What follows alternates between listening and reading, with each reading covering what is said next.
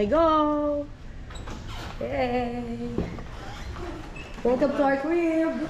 Welcome to La Jolla! For today's video, itutur ko kayo sa aming room dito sa aming villa.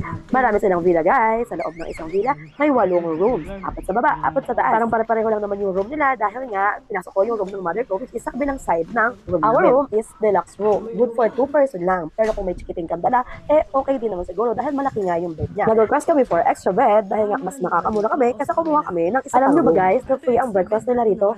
Complimentary or sinasabi na siguro nila na complimentary breakfast pero buffet talaga siya guys. As in, ang daming food at mabubusog ka talaga. So ayan, may maliit pala na balcony para kung gusto mong magmuni-muni sa umaga, while coffee or mag-sightseeing sa labas, pwede. At syempre, Pinoy kami, kaya yung balcony na yan, ginawa namin sa bayan. Ito yung coffee nila. Coffee and water. And then the next one is small cabinet. Yan. And meron ding vault where you can put your personal stuff when you go outside. And syempre, dahil Pinoy tayo, aarborin natin to. Gagetsungin natin to. Eco bag ng La Jolla. And then, they have 3 slippers.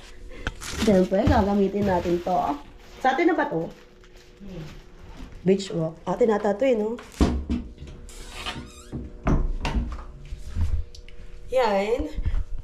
The next one is their CR.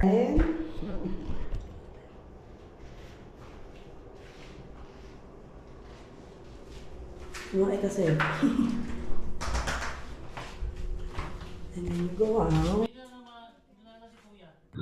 Alam nyo ba guys, nabinook namin to sa Travel and Tour Expo every February and October. Mas makakatipid kayo dito dahil maraming discount ay nagbibigay sila ng mga freebies. So we are here to celebrate our father's birthday! Happy birthday to you! Happy birthday to you! Happy birthday! Okay. That's it. This is our, ano tawag ito? Room.